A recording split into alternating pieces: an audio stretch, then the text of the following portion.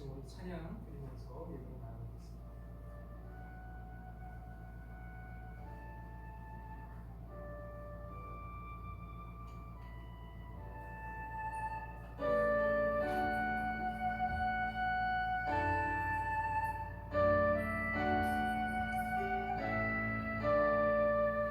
약한 나를 강하게 가난한 날 구하게 눈먼 날 볼 수 있게 주 내게 행하셨네.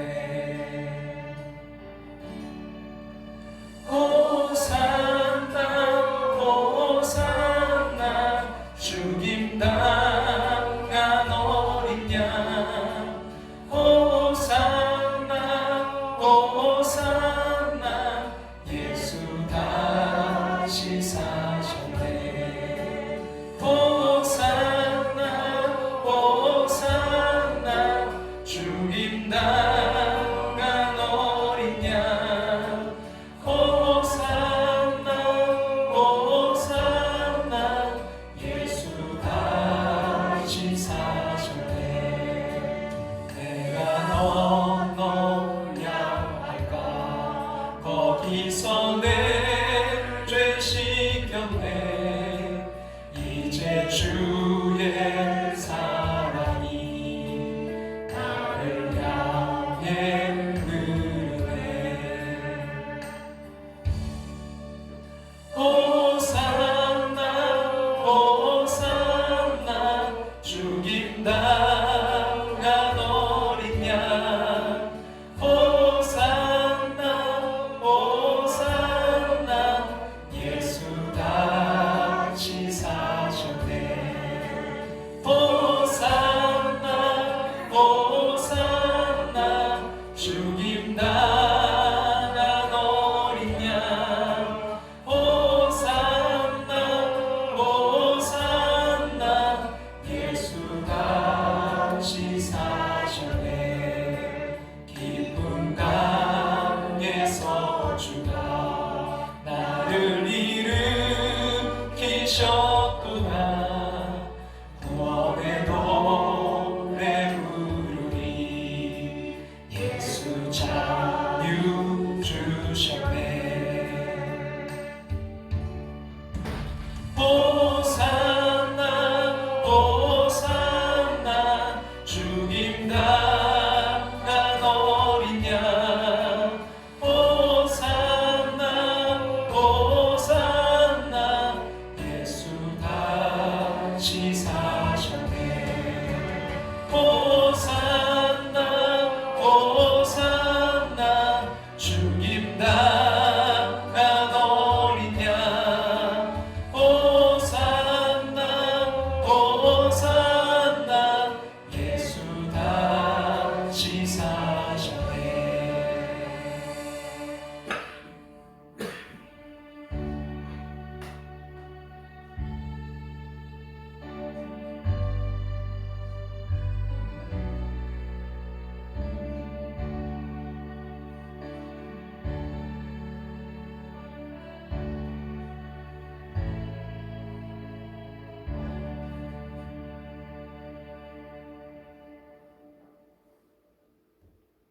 조용한 기도 드리심으로 부활주일 예배 하나님께 드리겠습니다.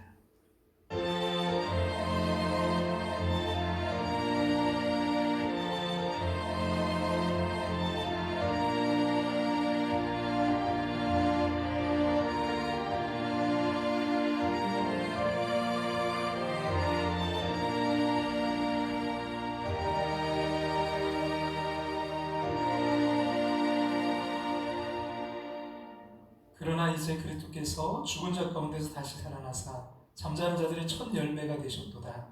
예수께서 이르시되 나는 부활이요 생명이니 나를 믿는 자는 죽어도 살겠고 무릇 살아서 나를 믿는 자는 영원히 죽지 아니하리니 이것을 내가 믿느냐. 이르되 주여 그러하이다. 주는 그리스도시요 세상에 오시는 하나님의 아들이신 줄 내가 믿나이다. 아멘. 이제 자리에 일어나셔서 찬송가 160장 찬송 드리겠습니다.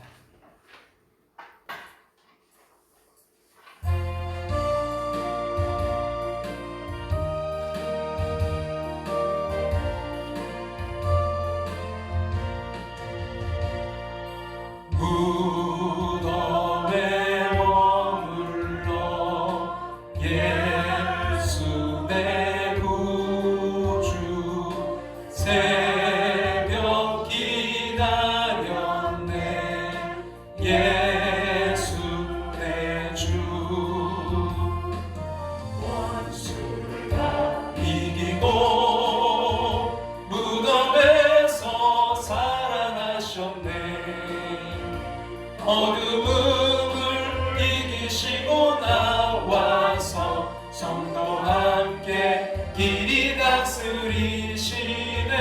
사셨네 예수 다시 사셨네. 헛되이 지키네 예수 내 구주. 헛되이 복하네 예수 내 주. 원수를 다 이기고 무덤에서 살아나셨네. 어둠을 이기시고 나와서 성도와 함께 길이 다스리시네. 사셨네 예수 다시 사셨네. 거기 못 가두네 예수 내 구주. 우리를 살리네 예수 내 주. 원수를 다 이기고 무덤에서 살아나셨네. 어둠을 이기시고 나와서 성도와 함께 길이 다스리시네. 사셨네 예수 다시 사셨네. 아멘. 다 같이 자리에 앉으셔서 하나님 말씀 마태복음 먼저 27장 54절 그리고 28장 1절부터 10절 말씀까지 읽겠습니다. 마태복음 먼저 27장 54절 말씀 다 같이 함께 읽도록 하겠습니다. 백부장과 및 함께 예수를 지키던 자들이 지진과 그 일어난 일들을 보고 심히 두려워하여 이르되 이는 진실로 하나님의 아들이었도다 하더라. 아멘.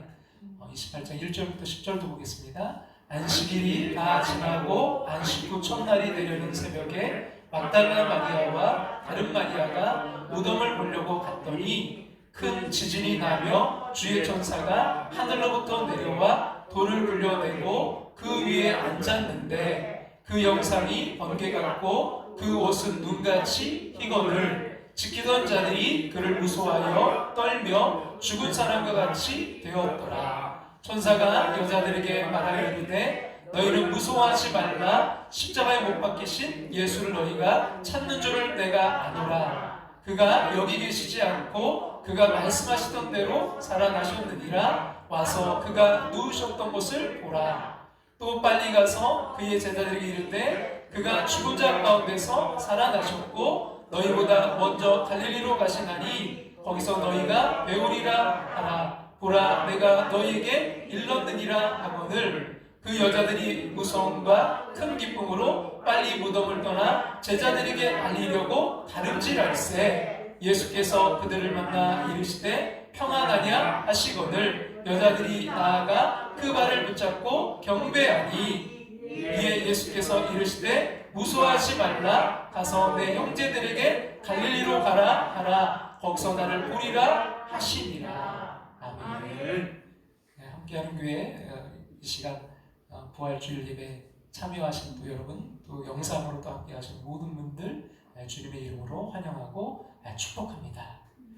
여러분 성경 통도 여러분 3월 혹시 성경 읽기표 제출해 주지 못하신 분들은 제출을 부탁드리고요.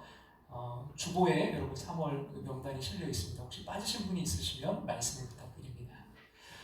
남부연회가 4월 19일 화요일부터 수요일까지 하늘문 교회에서 있습니다. 여러분 모든 그 회무들이 잘 이루어질 수 있도록 남부연회가 또 건강하게 잘 그 모든 사역들을 감당할 수 있도록 기도를 부탁드립니다.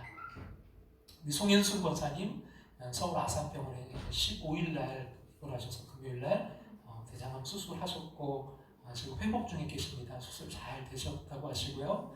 또 회복과 여러 가지 그런 치료 모든 것들 위해서 계속 기도를 부탁드립니다. 그리고 또 부족한 종 여러분들 기도해 주셔서 잘 이렇게 회복될 수 있도록 인도해 주시고 또 새벽 또 수요일 또 지난 주일에 우리 김칠성 또 목사님 교수님 오셔서 말씀 은혜롭게 행복한 비결 함께 은혜 많이 저도 받았는데요. 너무 감사드립니다. 또 이 시간 우리 김건혁 성도님 4월 23일 날 생일을 맞이하십니다. 위해서 기도해 주시고 또 아프신 분들 또 지금 코로나로 격리 중에 계신 분들 여러분을 위해서 기도를 부탁드립니다. 기도드리겠습니다. 예수님의 죽음과 부활로 우리에게 구원과 길과 영생의 복을 허락하신 하나님, 모든 영광과 찬양을 받으시옵소서. 우리는 부활과 영생을 믿지만 여전히 이 땅의 삶에 얽매여 살고 두려움과 염려에 쉽게 흔들리는 연약한 존재입니다. 이 시간 다시 온전한 부활의 신앙으로 회복되게 하여 주시옵소서.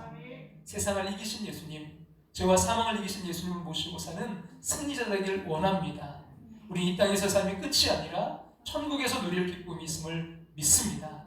언젠가 사라질 이 세상의 소망이 아니라 하늘 아버지와 함께할 천국이 소망임을 믿고 감사드립니다. 믿음으로 보고 믿음으로 말하고 믿음으로 행하게 하여 주시옵소서. 부활과 영생을 믿는 하나님의 자녀답게 살 용기를 주시옵소서. 이 기쁜 날에도 예수님이 부활하셨다고 선언하는 날에도 외롭게 홀로 지내는 성도들이 있습니다. 가족과 떨어져 외국에 객지에 군대에 있는 소중한 이들이 있습니다. 육신의 고통을 참으며 치료 중인 성도들도 있습니다. 긍휼히 여겨주시고 불쌍히 여겨 주시옵소서. 상처를 아픔을 어루만져 주시옵소서. 무엇보다 우리 송인수 목사님 회복과 강건함으로 역사해 주시옵소서. 김건혁 성도님 4월 23일 생일을 맞이하십니다. 주님, 지금까지 인도하신 하나님 감사드립니다. 우리 김건혁 성도님 영육간에 더욱더 강건케 하시고 주님, 이 2022년 주님으로 더욱더 충만한 한 해, 복된 한 해 될 수 있도록 그 가정도 함께하여 주시옵소서. 이 예배 오늘 부활하신 그리스도의 영이 임하여 회복과 치유와 부흥이 넘치는 은혜 충만한 예배 되게 하여 주시옵소서. 다시 사신 예수님, 다시 오실 예수님의 이름으로 기도합나이다. 아멘.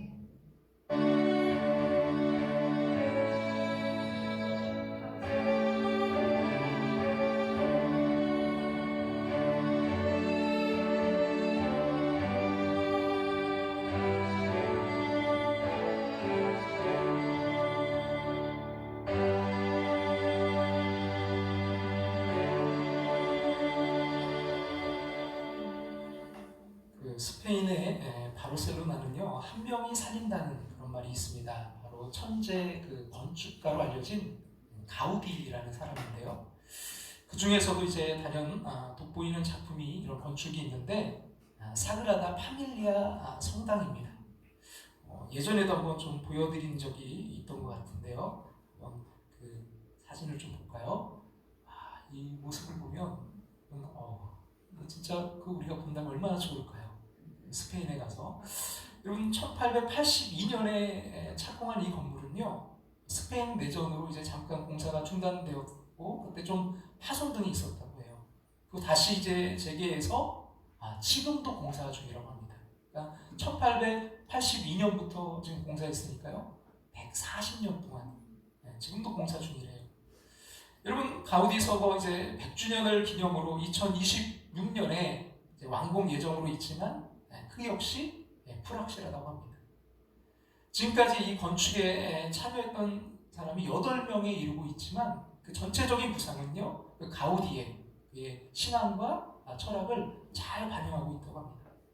이 사그라다 파밀리아 성당에는 이제 3개의 특별하게 파사드가 있는데요. 이 파사드는 뭐냐면 이 건축물에 주된 출입구가 있는 정면부로 이제 그 내부에 있는 어떤 그 공간 구성을 표현하는 것과 또 내부에 관계없이 독자적인 것을 구성하는 것, 이런 것들이 있다는데 조각물들이 그 앞에 이제 이렇게 새겨져 있어요.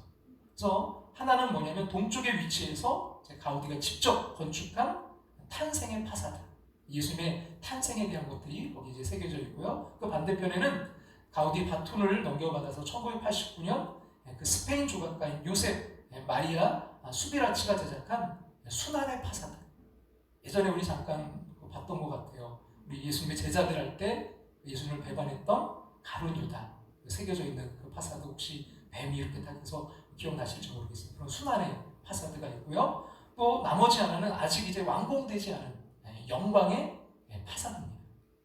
가우디는 신의 선인 곡선을 사용해서 자연의 섭리를 표현하려 했다면, 이 수비라치는 인간의 선인 직선을 사용해서 사물을 단순화해서 이제 작품을 표현했습니다. 오늘 여러분 순환의 파사드 가운데 이 하나의 작품을 좀 보려고 하는데요. 이 순환의 파사드는 예수님의 그 부활의 현장에 있었던 한 사람의 이야기를 이제 표현한 거예요. 한번 좀 그 작품을 좀 같이 한번 볼까요? 작품이 아주 역동적입니다. 앞으로 이제 달려가려는 말을 급히 세우고 있어요. 이 말에 이제 제동을 걸기 위해 고삐를 힘차게 잡고 있는 로마 군사와 또 급제동으로 인해서 몸이 이제 급격하게 정지하려고 애쓰는 그런 이제 말의 모습을 표현하고 있는데요. 여러분, 그의 한 손에는 이제 창이 들려 있는데 창이 성전에 박혀 있습니다. 내려오는 이야기에 의하면 이 말을 타고 있는 이 사람의 이름이 농기누스예요.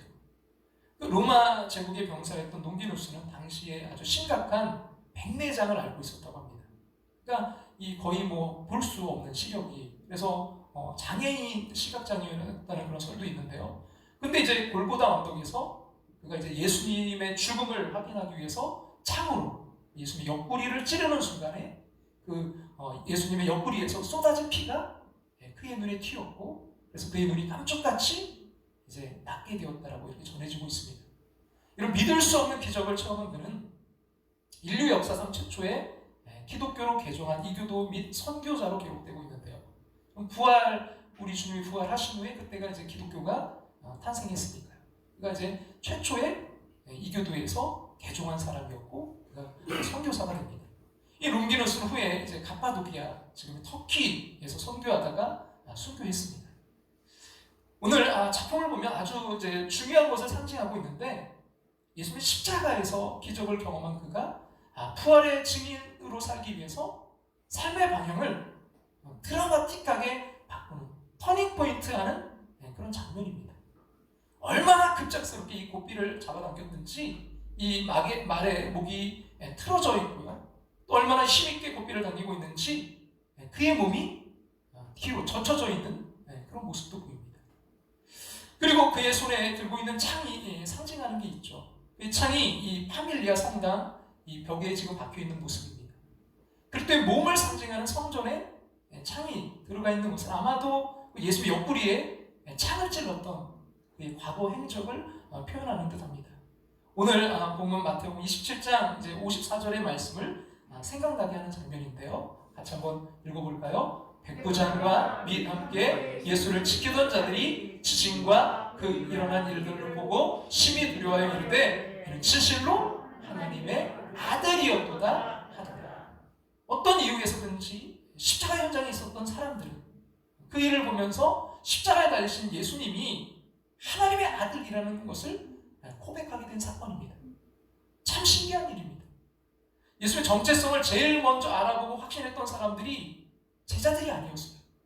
예수를 따라다니던 사람들이 구원의 역사를 믿고 고백한 것이 아니라 십자가 현장에 있었던 사람들이 주님을 고백하게 되었다는 것이 참 놀랍습니다. 그렇습니다. 여러분, 교회를 왔다 갔다 하고 예배를 참석하고 선한 일과 봉사하고 말씀을 듣고 읽어도요, 십자가의 사건을 직접 경험하지 않고는 부활의 주님을 믿을 수 없다는 것입니다. 오늘 말씀은 십자가에서 죽으신 예수님의 무덤을 지키고 있던 자들에게 일어난 놀라운 만남의 사건입니다. 부활의 주님을 만나는 감격적인 장면이기도 합니다.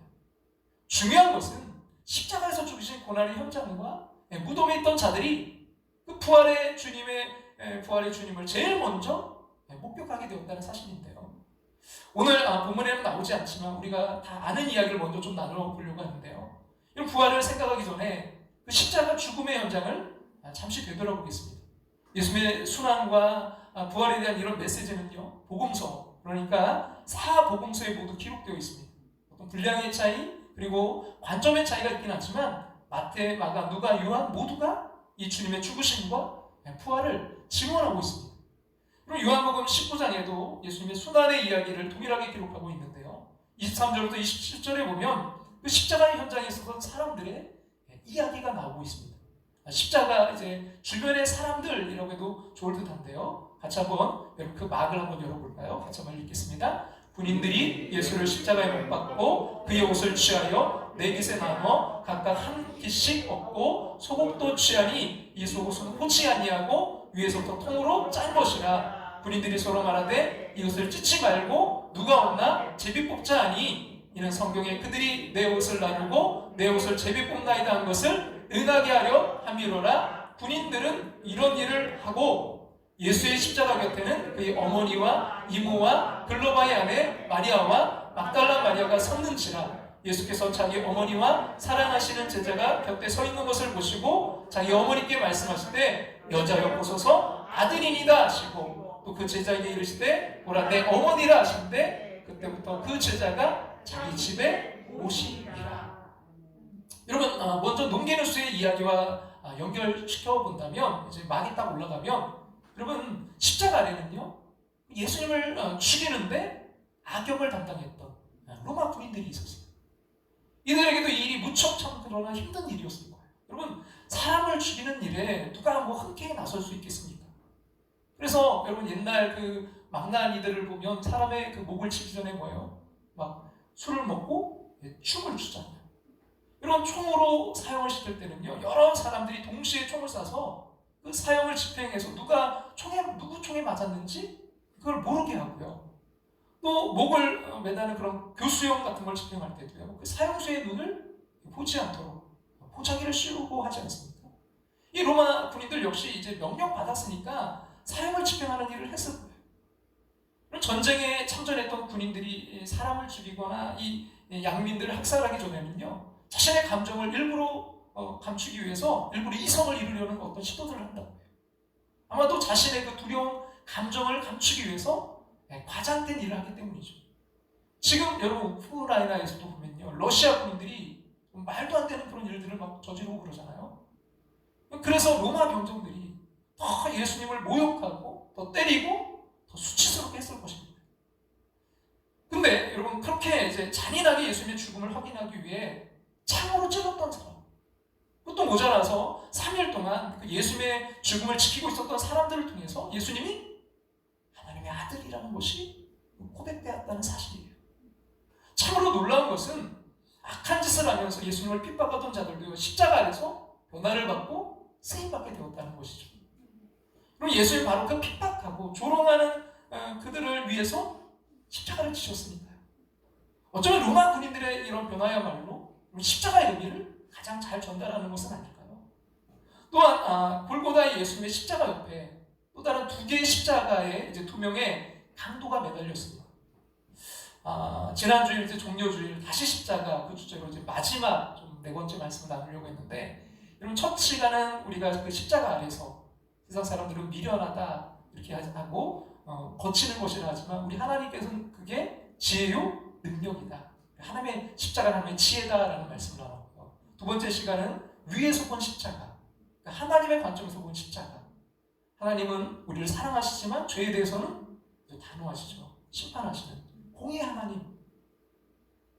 그리고 세 번째 시간에는 십자가에 달리신 예수님의 관점으로 그래서 하나님의 사랑에 대해서 우리 함께 나누고요. 그리고 마지막 시간이 예수님의 십자가 옆에 양옆에 달렸던 그 강도 가운데 우리는 쉽게 말하면 우편강도라고 생각하고 이렇게 알고 있지만 성경에는 안 나와요. 우편인지 좌편인지. 근데 우리는 일반적으로 우편 이게 항상 오른쪽이 옳다 좋다 이렇게 생각하기 때문에 우편강도라고 생각하지만 어쨌든 그 강도 근데 구원받잖아요. 하나님의 은혜, 하나님의 전적인 은혜죠. 그래서 그 십자가에 대해서 좀 지난주에 마지막 좀 나누고 오늘 이렇게 연결되는 그런 말씀을 하고 싶었는데 어쨌든 여러분 왜 그 주님이 달리신 십자가 양옆에 이렇게 강도들이 함께 달려서 예수님을 죽게 했을까요? 아마 이제 이렇게 좀 예측 가능할 것 같아요. 가능하면 예수님을 더 모욕하고 싶어서가 아닐까요? 당연히 죽어야 되는 그런 강도들과 함께 매달려야 이 예수님의 죽음에 대해서 정당화시키고 예수님을 죄인으로 물 수 있으니까 말이죠. 그들의 의도한 대로 한 강도는 끝까지 예수님을 모욕하고 죽었지만 다른 한 강도는 십자가 앞에서 구원받고 예수님과 함께 낙원에 있으리라는 약속을 받습니다. 그래서 저는 이런 생각을 해요. 여러분, 아이들이 놀아도 교회에서 놀아야 소망이 있고요. 나쁜 짓을 해도 교회와 믿음을 떠나지 않아야 된다고 말이죠. 여러분, 그러니까 어떤 나쁜 짓을 하거나 때로 우리들이 이해할 수 없는 행동을 하는 강도와 같은 사람이 있다면 자꾸 교회에서 쫓아내려고 하지 말고 가능하면 십자가 아래로 그를 인도해야 되지 않을까요? 이런 십자가 주변에 있었던 사람들, 이런 로마 군인들도 있었지만 또 한편으로는 여인들이 또 한 막을 올리면 여인들이 등장하죠. 이들은 예수님 부활 이후에 결정적인 역할을 했던 사람들이에요. 제자들은 다 뿔뿔이 도망갔지만 이 여인들은 십자가를 지시는 그 길을 같이 걸었고 또 예수님이 십자가에 매달려 있는 동안에 그 아래서 애통해했고 예수님이 무덤에 묻힌 후에도 찾아와서 그 부활을 목격했던 사람들입니다. 저는 그래서 이 고백이 참 맞는 고백이라고 생각하는데요. 같이 한번 볼까요? 주님의 모든 고난에 동참하는 자들이 복되도다. 주님의 뭐요? 모든 고난에, 그 십자가에 함께 동참하는 자들이 정말 복되도다. 왜냐하면 이들은요 확실한 부활의 증인이 될 것이기 때문입니다. 가장 먼저 부활의 영광에 참여하게 될 것이기 때문입니다. 여러분, 십자가의 자리를 지켰던 사람들은요 진정으로 주님을 사랑하고 아꼈던 사람들이었어요.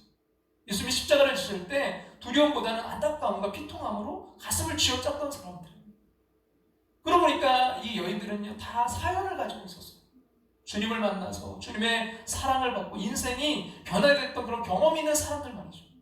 그렇습니다. 여러분, 십자가의 자리를 지키는 것은 아무나 하는 것이 아니라 정말 주님을 만나고 체험한 사람들입니다. 그 감격을 지니고 그 십자가의 고통을 함께한 사람들에게 부활의 영광이 있는 것입니다. 그래서 저는 사실은 오늘 제목을 십자가와 부활의 증인 이렇게 하고 싶었어요. 십자가, 여러분, 그 십자가 자리에 있었던 사람들이 결국 부활의 증인이 되는 거니까요. 여러분, 여인들 중에는 예수님의 어머니 마리아와 또 이모 그리고 글로바의 아내 마리아와 막달라 마리아가 있었습니다. 여러분, 막달라 마리아는 귀신 들렸던 여인이었죠.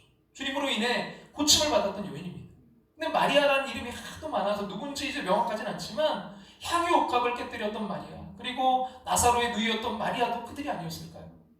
오늘 본문에서는 그래서 이렇게 증거하고 있는데요. 같이 한번 오늘 본문 마태복음 28장 1절부터 좀 볼까요? 안식일이 다 지나고 안식 후 첫날이 되려는 새벽에 막달라 마리아와 다른 마리아가 무덤을 보려고 갔더니 큰 지진이 나며 주의 전사가 하늘로부터 내려와 돌을 굴려내고 그 위에 앉았는데, 그 다음도 보겠습니다. 그 형상이 번개 같고 그옷은 눈같이 익거늘 지키던 자들이 그를 무서워하여 떨며 죽은 사람과 같이 되었더라. 천사가 여자들에게 말하 이르되 너희는 무서워하지 말라. 십자가에 못 박히신 예수를 너희가 찾는 줄을 내가 아노라. 예수님께서 다시 살아나겠다고 예언했지만 제자들은요 그 자리에 없었어요. 그날 새벽 미명에 무덤을 찾아간 사람들은 제자들이 아니라 십자가를 지켰던 바로 이 여인들이었습니다. 요한복음은 유일하게 그 자리를 지켰던 제자, 사도 요한에 대해서 이제 증거하고 있는데요. 여러분, 예수님의 고난의 길을 끝까지 지켰던 요한에게 예수님은요 당신의 어머니를 부탁하셨어요. 요한아, 너의 어머니니라. 어머니, 당신의 아들입니다. 십자가를 지켰던 자에게 예수님께서요 사명을 주셨어요. 사실 여러분, 십자가 앞에서 우리들의 모습을 볼 때 그 도망갔던 제자들을 비난할 자격이 있는 사람이 누가 있겠습니까? 우리도 여러 가지 이유와 사정으로 참 이 십자가를 외면할 때가 많으니까요. 하지만 오늘 여러분, 우리들이 꼭 명심해야 되는 것이 있는데요. 십자가를 지켜야 사명도 받고 부활의 영광에 참여한다는 것입니다. 사도 요한은 제자들 중에 유일하게 살아서 자연사한 사람이었어요. 다 순교했죠. 가룟 유다는 스스로 목숨을 끊었고 나머지 제자들은 다 순교했잖아요. 여러분, 제자들이 정말 우리가 생각할 때 오래 사는 것도 참 이게 축복일 수 있지만 더 중요한 것은 오래 사명을 감당하는 것이 진정한 축복 아닐까요? 제자들이 다 순교하고 이제 바울도 순교한 후에 초대교회가 흔들릴 때였습니다. 예수님의 제자 요한은요, 사랑의 사도로 일컬음을 받으면서 요한복음과 요한 1서, 2서, 3서를 쓰고요, 요한계시록을 기록하기까지 초대교회를 지켰던 귀한 사람으로 살았습니다. 다시 한번 우리 작품으로 좀 돌아가 보겠습니다. 여러분, 이런 롱기누스의 이야기가 참 감동스러운 것은요, 그 부활의 주님을 전하기 위해 자신의 삶을 돌이키는 그런 역동적인 모습의 작품이기 때문입니다. 그에게는 사실 상처가 있었잖아요. 근데 그가 이제 앞을 잘 보지 못했던 이런 상처보다 더 큰 상처는 그의 마음이 아니었을까요? 자신의 창으로 예수님을 찔렀던 그 마음의 상처 말이죠. 그 예수님을 하나님의 아들로 고백하고 자신의 구주로 고백했을 때 그가 했던 그 행동으로 인해 얼마나 마음이 아팠을까요? 깊은 아픔과 상처만큼이나 큰 은혜로 인해 그는 먼 토끼 땅에서 선교사로 살다가 그래서 순교까지 하게 됐을 것입니다. 오늘 부활에 증인되었던 여인들도 동일하죠. 그 여인들 역시 상처와 흔적들을 지니고 있는 사람들이죠. 12회를 혈류병으로 앓았던, 또 귀신 들렸던, 간음했던, 그 시대에 누구에게도 용서받지 못하고 그 시대에 누구에게도 치료받지 못했던 아프고 힘든 상처들이 예수님을 만남으로 인해 회복되었던 간증의 흔적들을 가지고 있었던 그 여인들로, 그리고 그 롱기누스와 같은 사람들은요, 부활의 현장 앞에서 그들의 삶을 드라마틱하게 돌이킵니다. 저는 오늘 말씀의 가장 중요한 단어, 부활의 증인된 삶의 하나를 뽑으라면 돌이킴이라고 생각해요. 오늘 이 하나만 붙잡았으면 좋겠어요. 돌이킴. 여러분, 근데 더 중요한 것은요, 이런 돌이킴이 한번 이례적인 사건이라고 생각하지 않아요.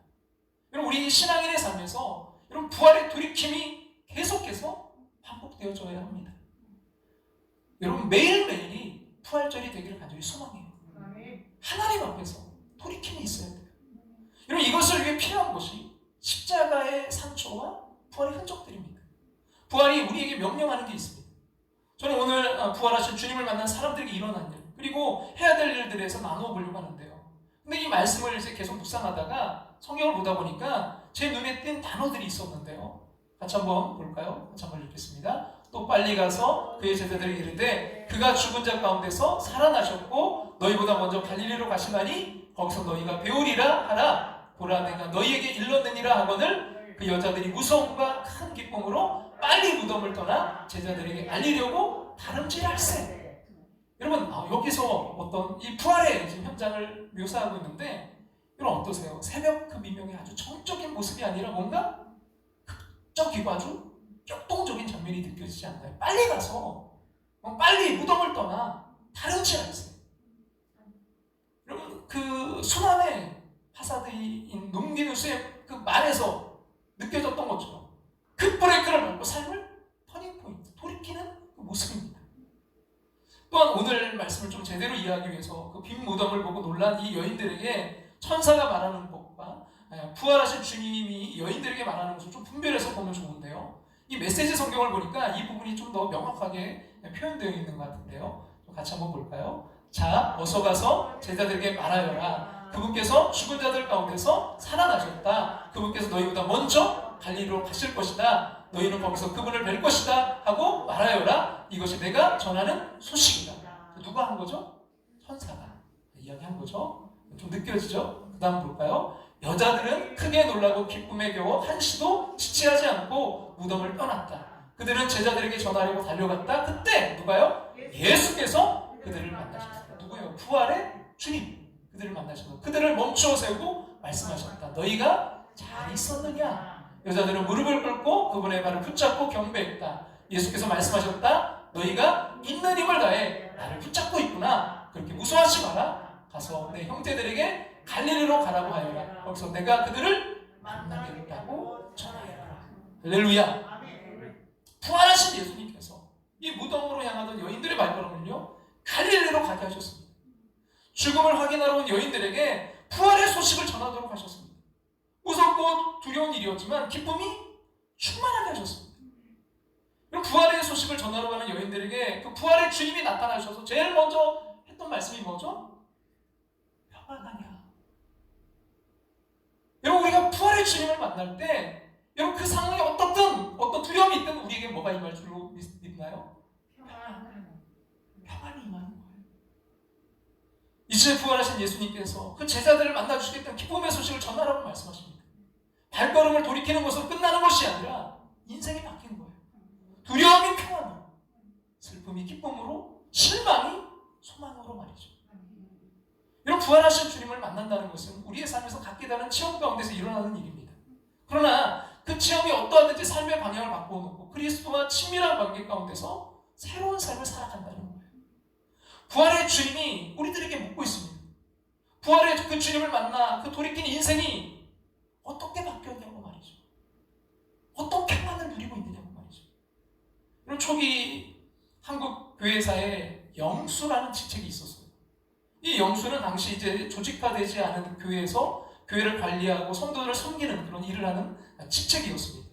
그 경동제일교회에서 그 직책을 감당하던 엄영수라는 사람이 있었어요. 그러니까 이분의 그 이름이 영수가 아니라 성은 엄씨인데 오늘날로 하면 뭐 엄권사님, 엄장로님 뭐 이런 거죠. 그 직책이었어요. 이 영수가. 이 엄영수라는 분이 있었는데 이분이 직업이 뭐였냐면 그 왕손을 모시는 마부였습니다. 하루는 이 왕손을 이제 모시고 지방으로 여행을 가는 길에 나으리 예수 믿으시죠 하고 그가 전도를 했어요. 그랬더니 왕손이 물어봤습니다. 아니 너 예수 믿느냐? 예 그렇습니다. 한 3년 됐습니다. 저는 예수 믿고 정말 마음이 너무 기쁩니다. 그 말을 들은 왕손이 마부에게 빈정거리면서 이렇게 말했어요. 야 예수를 믿으면 야, 너 같은 쌍놈이 양반이라도 된다더냐? 근데 엄영수가 대답했어요. 나으리 예수 믿는 도리는 그런 것이 아닙니다. 제가 양반 되기 위해 예수 믿는 것이 아니라 마부 노릇 잘하기 위해 예수 믿는 것입니다. 나으리 예수 믿는 것은 그런 것이 아닙니다. 제가 양반 되기 위해서 예수 믿는 것이 아니라 마부 노릇을 잘하기 위해 예수 믿는 것입니다. 이 말이 이 왕손의 마음에 깊은 감동을 줬다고 해요. 그리고 마음이 열려서 그가 결국 예수를 믿고 훗날 순동교회 담임 목사님이 되었다고 합니다. 부활 그리고 예수님을 믿는다는 것은 우리가 어떤 신분의 변화를 이야기하는 것이 아니에요. 예수님의 고난에 가치 있게 동참하는 우리들에게 부활은 어떻게 너희 인생을 돌이켜 살 것인가를 묻고 있는 것이죠. 제임스 브라이언 스미스라는 분이 그 선하고 아름다운 삶에서라는 책에서 그리스도 안에서 머문다는 것의 의미를 이제 3가지로 설명하고 있는데요. 첫 번째는 뭐냐면 그리스도와 함께 사는 선하고 아름다운 삶으로 가는 길은 그 길이 좁고 험한 길이라는 것입니다. 마태복음 7장 우리 13절과 14절 말씀 같이 한번 읽어보겠습니다. 좁은 문으로 들어가라. 멸망으로 인도하는 문은 크고 그 길이 넓어 그리로 들어가는 자가 많고 생명으로 인도하는 문은 좁고 길이 협착하여 찾는 자가 적습니다. 그렇죠 여러분. 넓은 문은 쉬운 길이고 좁은 문은 험하고 참 어려운 길이에요. 하지만 넓은 문이 결국 멸망으로 인도하지만요 이 좁은 문을 통해서는 영원한 생명으로 들어갑니다. 예수님을 따르는 삶이 여러분 부활의 증인된 삶을 살아간다는 것이 얼마나 어려운 것인지 그리고 예수님을 따라 산다는 것에 우리가 치러야 되는 대가가 있다는 것에 대해서 분명하게 말씀하고 있어요. 그럼에도 불구하고 우리가 그 길을 가는 이유는요 그 길이 참 자유와 그 길이 결국 생명의 길이기 때문입니다. 그 길이 가치 있는 것은 소비적인 인생이 아니라 생산적인 삶이기 때문이죠. 충분한 그 가치가 있기에 갈 수 있는 길입니다. 어렵고 힘들어도 가치가 있으면 그 길을 갈 수 있잖아요. 이런 마태복음 7장의 말씀이 정말 중요한 것은 제자가 되지 않을 때 치러야 되는 대가가 강조되어 있다는 것입니다. 그럼 좁은 문으로 들어가지 않으면 결국 뭐예요? 멸망하게 될 것이라고 말이죠.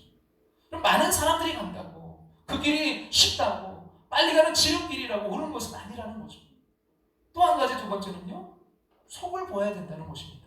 그럼 오늘 우리가 본 작품은 인생의 그 방향을 바꾸기 위해 이제 말을 멈추고 있는 눈기누스의 모습입니다.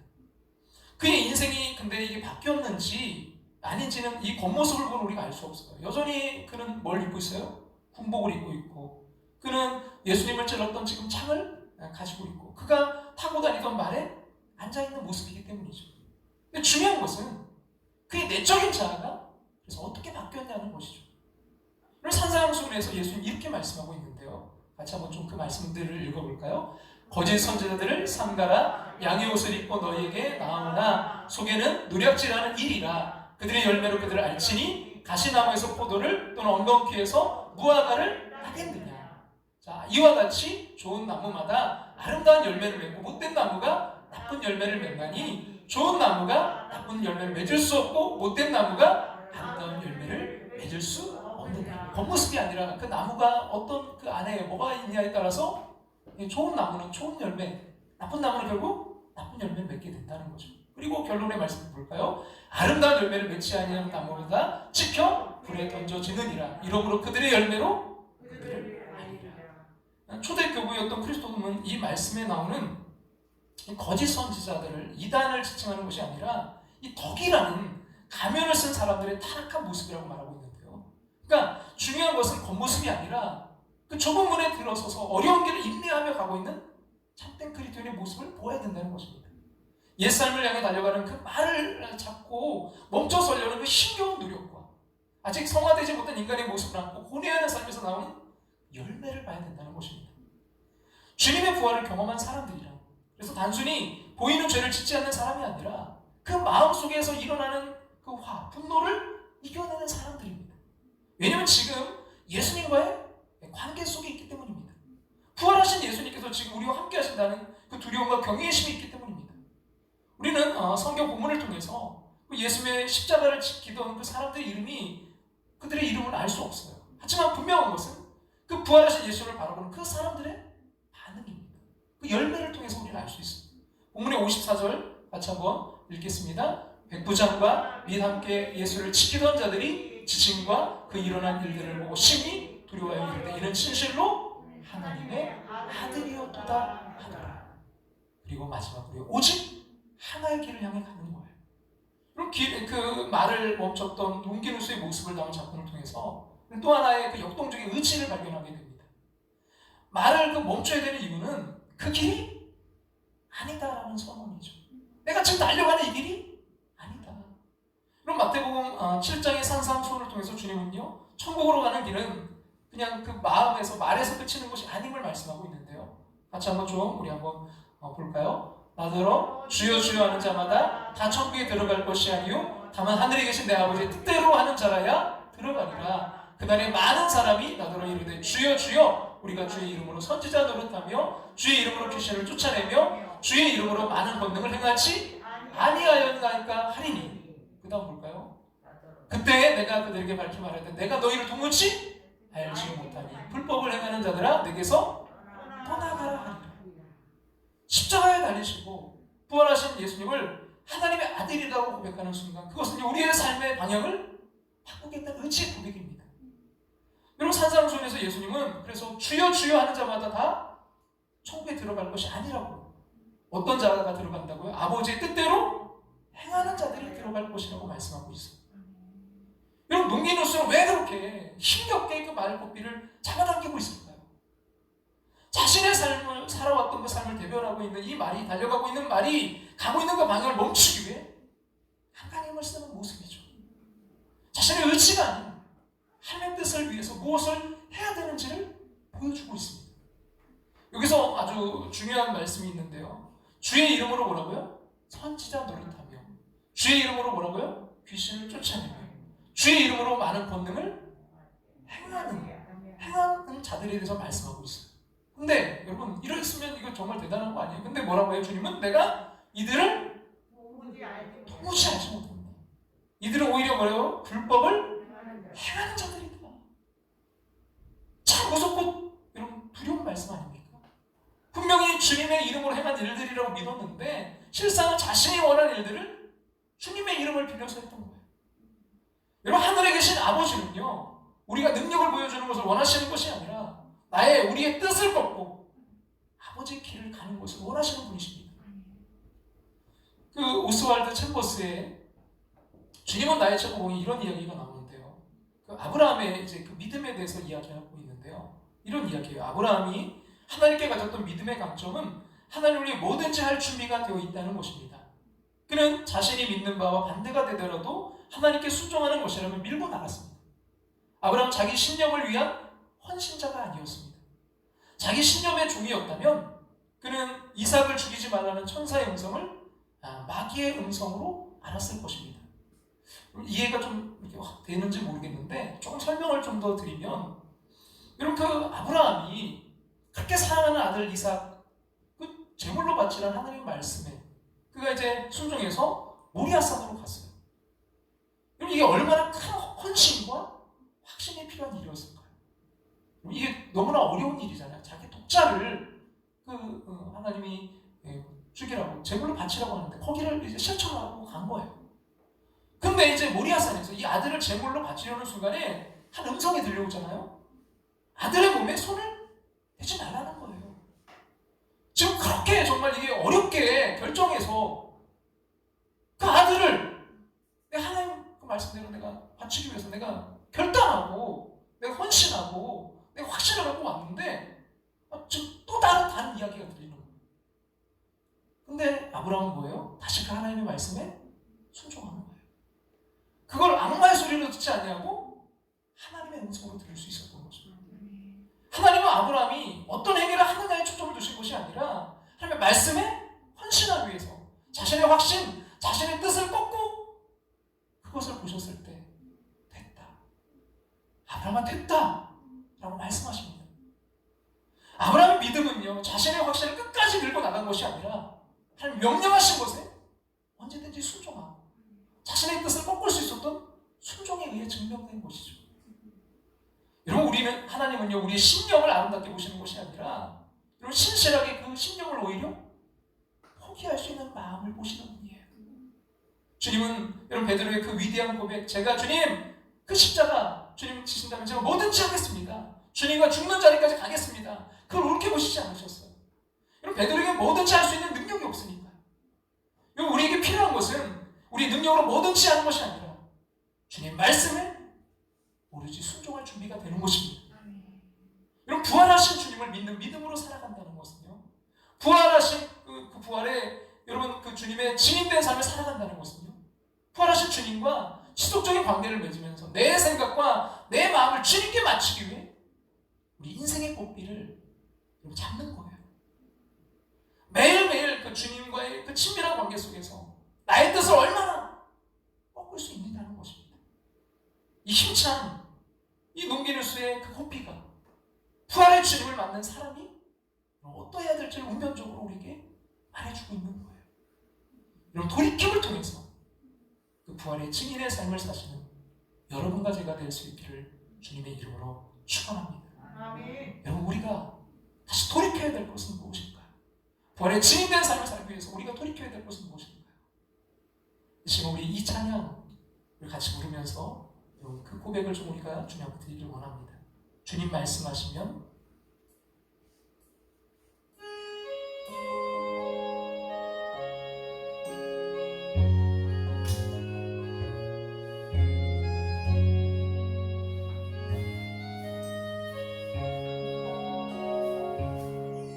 주님 말씀하시면 내가 나아가리라.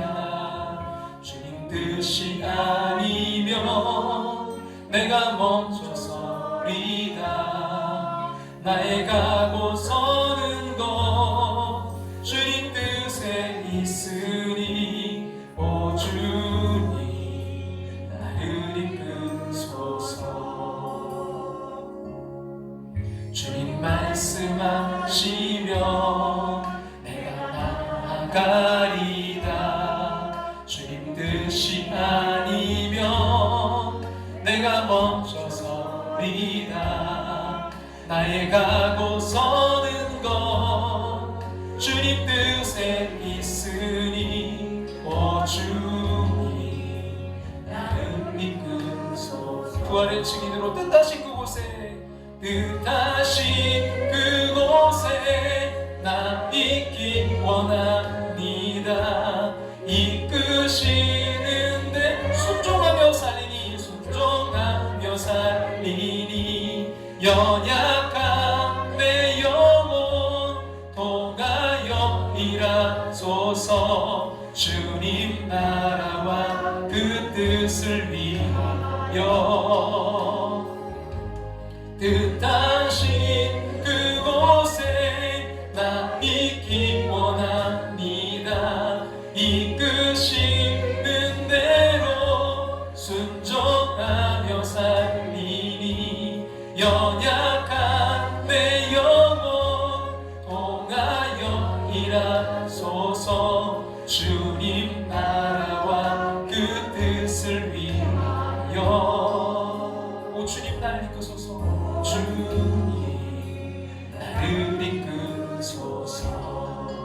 말씀하시며 주님 말씀하 내가 나아가리다 나아가 그러나 주님 뜻이 아니면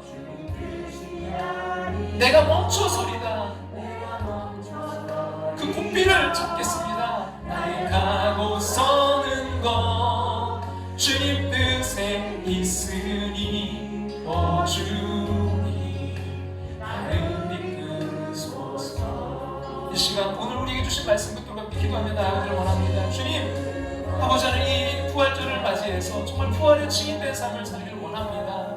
하나님 그 말의 고삐를 잡고 아버지는 돌이켰던 눈길을 수와 같이 하나님 내가 돌이켜야 될 것이 무엇인지요 이 부활의 증인된 삶을 살기 위해 주님 무엇을 향해 우리가 달려가야 될지 다시 한번 그 순종하며 나아가는 주님 이 부활절 절기가 되길 원합니다. 주님 인도해 주시옵소서. 주님 뜻대로 나아갈 때 주님 뜻하신 그곳에 우리가 서는 삶 진정한 평안을 누리는 삶 아니고 죽음조차도 두려워하지 않는 진정한 주님 주신 평안을 누리는 삶 될 수 있도록 주님 인도해 주시옵소서.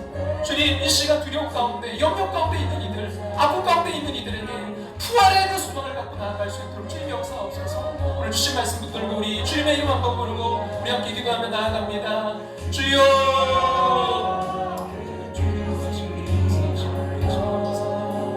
아버지 하나님 함께 하시는 것입니다. 아버지는 우리의 삶에 아버지는 내 뜻 내 확신이 아니라 다시 한번 주님의 뜻으로 세워지는 삶이 되길 원합니다. 부활의 진정한 증인된 삶을 살아갈 수 있도록 주님 날마다 그 부활의 주님과 함께함으로 주님 내 뜻대로 나아가는 것이 아니라 주님 말씀하시면 나아가고 주님 뜻이 아니면 멈춰설 수 있는 진정한 부활의 증인의 삶을 살아갈 수 있도록 주님 인도하시 역사하셔서 주님 우리의 삶의 터전에서도 가정에서도 주님 어떤 상황 어떤 형편 가운데서도 주님 부활의 증인을 통한 평안이 누려지는 아버지 그 평안의 삶으로 주님 인도하시고 하나님 역사하시고 함께 하셔서 죽음조차도 주님 두렵지 않고 죽음조차도 이겨내는 주님 부활의 증인의 삶을 살아갈 수 있도록 주님 인도하시는 역사해 주시옵소서. 주님 우리의 삶에 아버지 돌이켜야 될 것이 있다면 이 시간 다시 한번 돌이키는 아버지 내 의지 내 뜻대로 달려가는 것이 아니라 부활의 주님의 뜻이 아니라면 다시 멈춰서 아버지 정말 그런 삶을 되길 원합니다. 주님 어렵고 힘들지라도 십자가의 자리를 떠나지 않게 하시고 주님 아버지 그 자리에 있을 때 우리가 부활의 그 영광에 참여하게 될 줄로 믿사오니 주여 끝까지 그 십자가를 붙들고 다시 주님의 그 부활로 주님의 그 영광의 자리로 나아갈 수 있는 내가 우리 함께한 모습 될 수 있도록 주님 인도하시고 역사하시고 함께 해주시옵소서. 주님 해주시옵소서.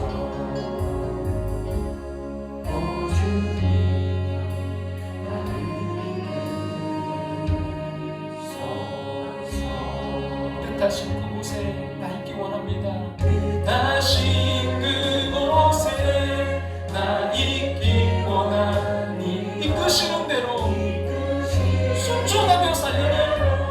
순종하며 살리니 연약한 내 영혼 통하여 일하소서. 주님 나라와 그 뜻을 위하여 뜻하신 그곳에 나 있기 원합니다. 이끄시는 대로 순종하며 살리니 연약한 내 영혼 통하여 일하소서. 주님 나라와 그 뜻을 위하여 오 주님 나를 이끄소서. 오 주님 나를 이끄소서. 오 주님 나를 이끄소서.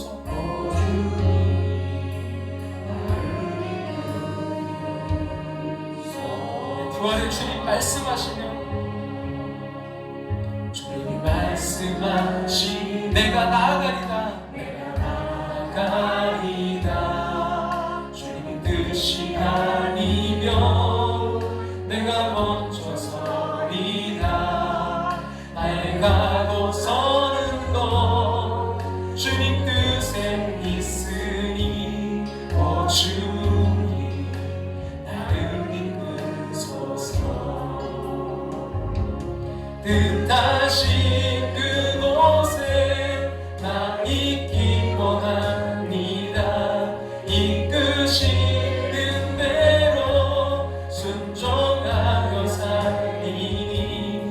연약한 내 영혼 통하여 일하소서. 주님 나라와 그 뜻을 위하여 뜻하신 그곳에 나 있기 원합니다. 이끄시는 대로 순종하여 살리니 연약한 내 영혼 통하여 일하소서. 주님 나라와 그 뜻을 위하여 오 주님 나를 이끄소서. 오 주님 나를 이끄소서. 오 주님 나를 이끄소서.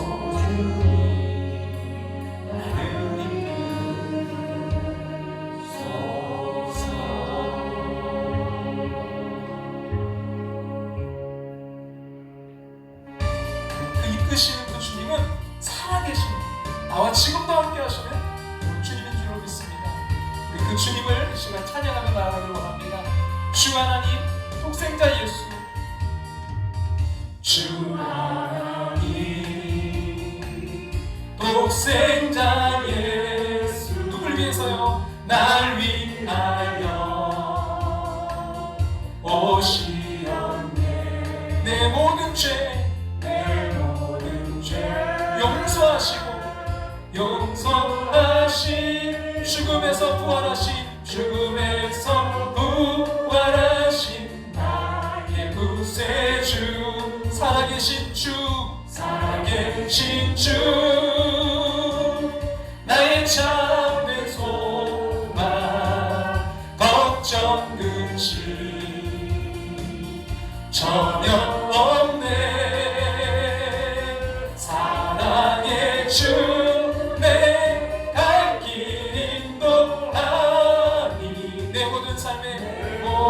삶의 기쁨 늘 충만하네. 우리가 돌아설 때 그 주님이 인도하십니다. 주 안에서 거듭난 생명 도우시는 주의 사랑 참 기쁨과 확신 가지고 예수님의 도우심을 믿으며 살 우리 모두 힘찬 고백 되길 원합니다. 살아계신 주 나의 참된 소망 걱정 근심 전혀 없네. 사랑의 주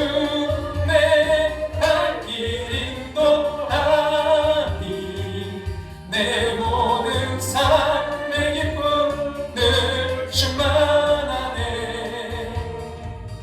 그 언젠가 주 뵐 때까지 주를 위해 싸우리라. 주를 위해 싸우리라. 승리의 길 멀고 험해도 승리의 길 멀고 주님께서 나의 앞길 지켜주시 그 주님 앞에 우리 다같이 일어나서 찬양드리겠습니다. 살아계신 주 나의 참된 소망 걱정 근심 전혀 없네. 사랑의 주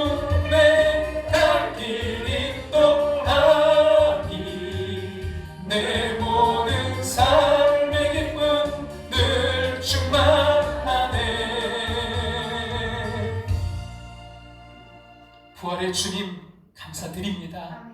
그 죽음을 이기시고 다시 살아서 우리와 함께 하시는 주님, 우리가 아버지를 돌이킬 때 그 주님이 우리의 길을 부활의 주님이 이끌어 가실 줄로 믿습니다. 주님 이 부활절을 맞이해서 다시 한번 우리가 달려가고 있는 이 길을 되돌아보게 도와주시옵소서. 돌이키게 도와주시옵소서.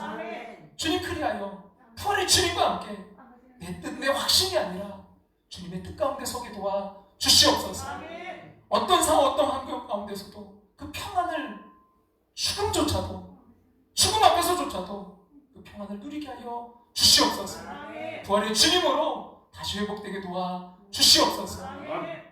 지금은 우리를 죄에서 구원하신 예수 때 그 크신 은혜와 하나밖에 없는 독생자 우리를 사랑하사 이 땅에 보내신 하나님의 그 크신 사랑하심과 오늘도 우리 안에 살아 역사하시며 감화교통 충만하심으로 함께 하시는 그 주님, 그 부활의 주님을 바라보며 날마다 그 부활의 주님과 동행하며 부활의 증인된 삶으로 돌이키며 다시 한번 나아가는 당신의 사랑하는 백성들과 가정과 삶의 도전 위에 이제부터 영원토록 함께 하시기를 축원하옵나이다.